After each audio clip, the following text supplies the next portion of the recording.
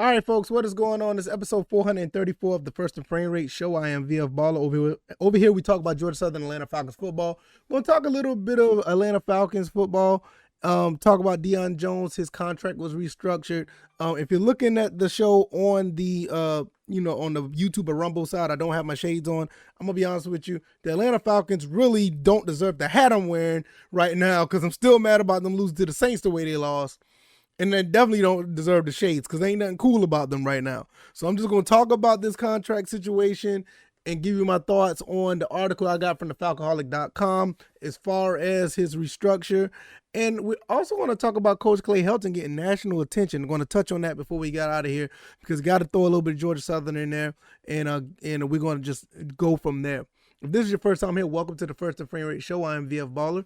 Like I said, we talk about Georgia Southern Atlanta Falcons football. I am on YouTube and Rumble. I'm also on Anchor, Stitcher, Spotify, Apple, and Google Podcasts. And it's just been a phenomenal week of football. Even though that Atlanta did what they did, I have high hopes for Atlanta. I'm going to be honest with you. I like what I've seen overall. If they can just get away from that fourth quarter demon, they could be a force to be reckoned with because that defense looked really, really good.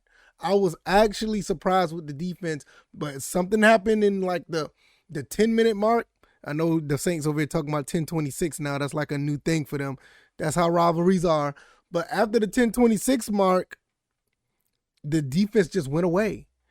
And it would be nice if somebody like Deion Jones is out there to help them out. Because, like I said, I think Deion Jones will flourish in his defense. The way this looks, it looks really good. But nevertheless, we don't know what's the future of Deion Jones right now because they restructured his contract, and it opens up space for the Falcons to have more money. It frees up $6.8 million, pretty much $7 million.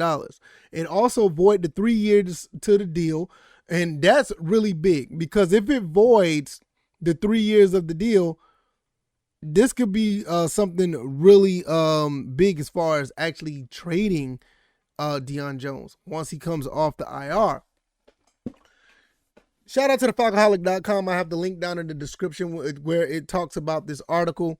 The benefits of this, I quote the article, it said the benefits of doing this for the Falcons are two-pronged. If they are looking to deal Jones, this may increase interest, given that his contract will only cost a little over $1 million in 2022. Very interesting. Once he's off injured reserve, Jones might be more attractive piece for teams that's dealing with injuries and a linebacker looking to inject an experienced player who was once a killer pro. I think that's written wrong. Into a team for what's likely a relative cheap cost in both terms of the contract in terms of draft compensation. The Falcons, meanwhile, will eat some dead cap the next 2 years, but will have the space to absorb that, even if it's not exactly ideal. Now, I wonder how much that dead cap space they would eat if they was to trade him. Very interesting on that. I'm going to have to look that up for another, talk down the road. The second benefit is the Falcons now have some money. They came into the year with less cap space than anybody else, which would be fine if their depth wasn't up to snuff. Just after one game where defensive line reserve were largely not impressive, with the team slated desire to always keep churning and improving their depth, chances are money will go to new additions sooner than later. So that does make sense. So you got $6.8 million freed up. You could bring somebody in who's probably not on the team that you couldn't get before. Practice squad guys from other teams actually get, picked up from, in all different places. So this is a good situation to where the Falcons could pick someone up and Jones could possibly be traded maybe this year or sometime next year. It only costs them $1 million for 2022, so that could be attractive look for another team if they want to pick up someone that is of somewhat of his caliber. Now, I said this earlier this year, this could be a possibility. I looked on my community tab of YouTube. I did a poll, and a lot of people saying that he would not be traded. I think it was like 40% of saying that he would not be traded, while I think it was like 40 or 45%, where the other was like between first and fifth round that he would go for. With him being coming off IR, shoulder surgery, that's a tongue twister a little bit. With him coming off shoulder surgery, it could be a situation where we may get him to little or nothing. if we was to get him for little or nothing. If it was a situation where we do trade him, I would say maybe a fifth, at best, maybe fourth. You got to understand, we got Brian Edwards, which he dropped the touchdown pass, which, man, if he caught that touchdown pass, it would have been a totally different situation when it came to that last game. But I digress. Got Brian Edwards for fifth round. So for Deion Jones, we may be looking at something a little bit shorter than that at this point. And I don't know. The other benefit to that, like I said, with they open up cap space to bring some more guys in that rotation, that front seven, which in my opinion look really good. I don't know if they're trying to get more players down the depth, if they want to try to run another prevent defense and actually get some guys who can rush the passer, which I don't think there's too many people out there at this point now that can do that. But in my opinion, you don't even want to run a prevent defense in the fourth quarter if you have to leave. Just continue to do what you do.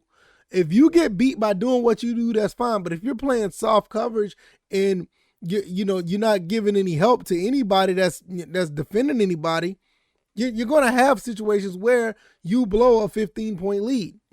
I mean, that's just what it is. So did I say 15? Yeah, 16-point lead.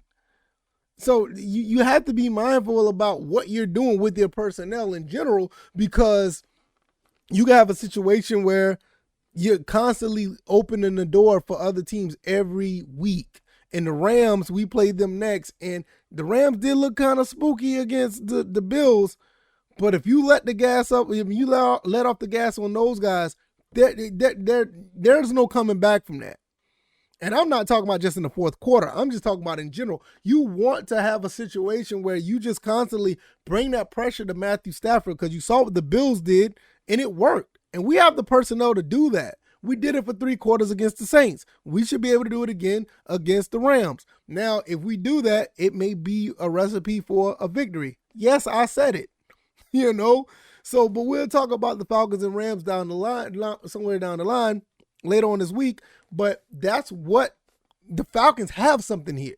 Y'all got to understand, before I go to the next topic, the Falcons have something here. They're not a bad team. They just let one get away because you just had incompetence in the play calling. All right, I know some people said stuff about Casey Hayward, and I don't want to touch on that right now. I'm going to give him the benefit of the doubt.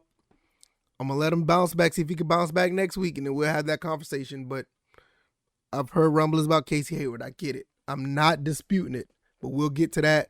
He gets another chance next week, and I'll just leave it at that. But yeah, that's pretty much it on that when it comes to that situation. I just feel like at the end of the day, this is a pretty good move overall. This is a pretty good move. I'm not against this move, restructuring the contract. It helps and it works out for the Falcons. I don't know what it does much for Deion Jones, but I say if Deion Jones wants to come back and play, it wouldn't hurt him to do so. But the restructure is not the best. Is not in his best interest unless he knows that he may get traded to another team. Now, before we get out of here, I don't have another visual for you guys for Clay Helton. I didn't put it up. I want to give you my sincere apologies for that. I put up the one from yesterday. Let's see if that works. Sorry, there we go. Some inside baseball, got that up and running. And we're going to talk about Coach Clay Helton before we get out of here and his national attention. He's been all over the place. Sirius XM, 92.9 The Game.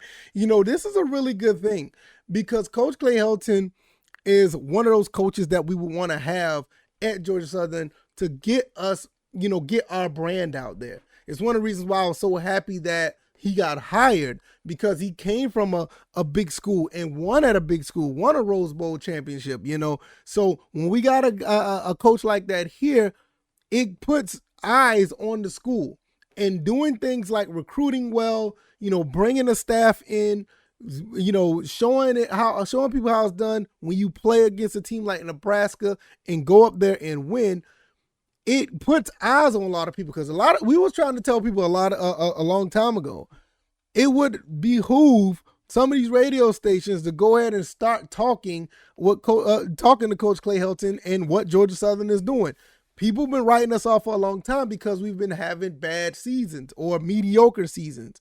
Now we have a situation where a coach come in and actually has to do something to get recognition, which, I'm not being salty about it. But the thing about it is, because of that, because I'm not being salty is because you have to earn the attention to get the attention. You have to earn the respect.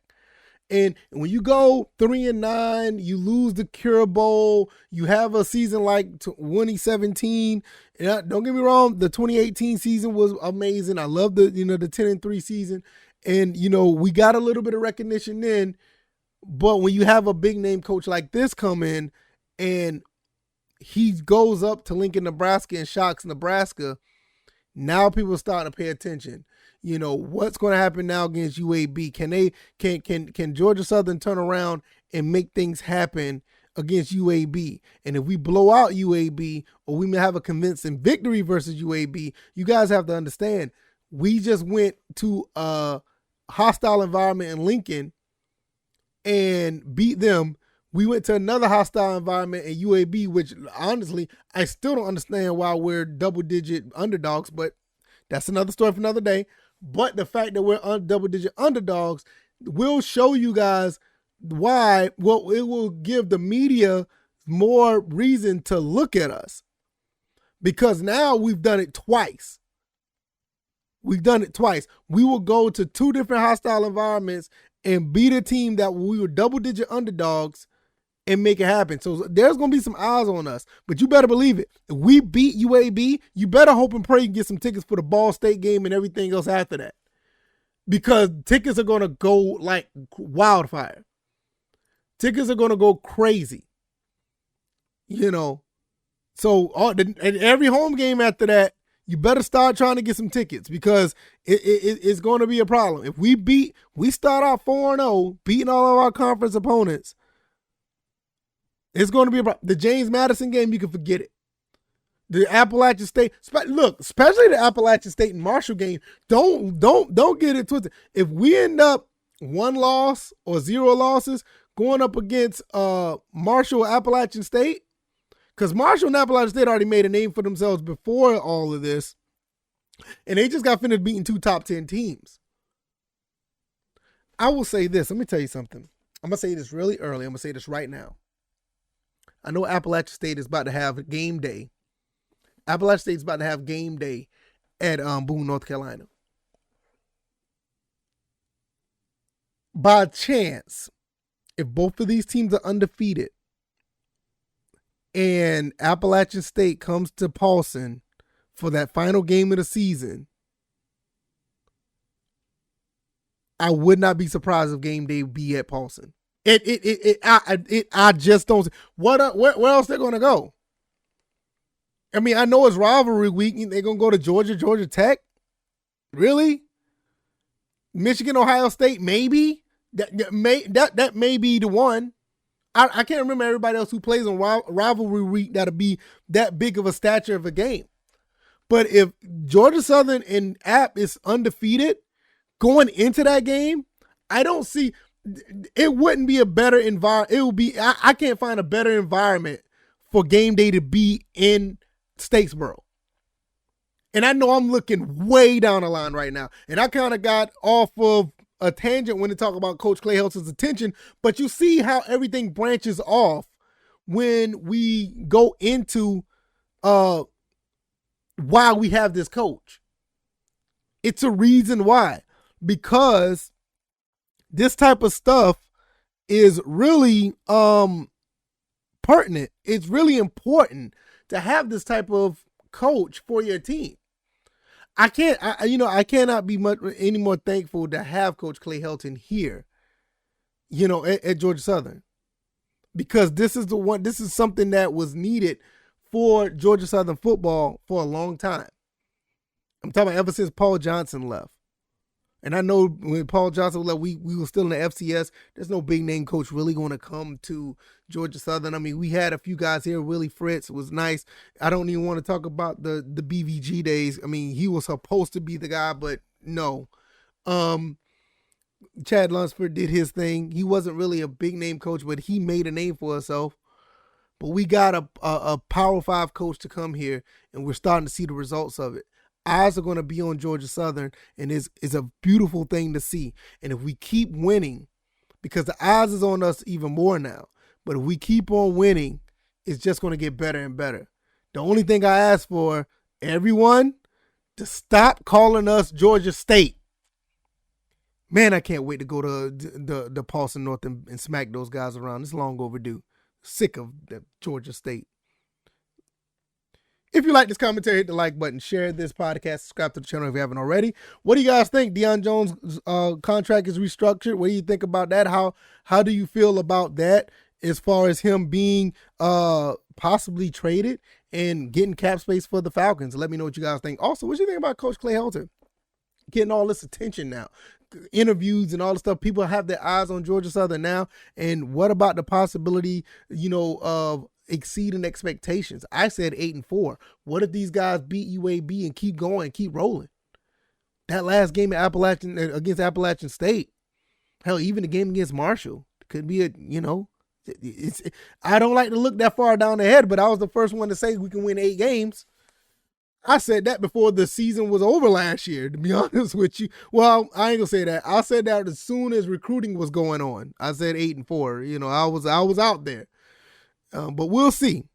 All right, y'all. I want you guys to enjoy your Wednesday. It is hump day. It's one more day closer to watching Georgia Southern play UAB. And give me your thoughts and opinions either in the comment section or follow me on Twitter at VFBaller. All the links are down in the description to find me on social media. All the links are down there if you want to either support by way of donating or being a Patreon where you get the extra episode. Let me know what you guys think. I am going to get up out of here, and you guys take it easy. Absolutely. You guys be blessed. Have a great Wednesday. Peace.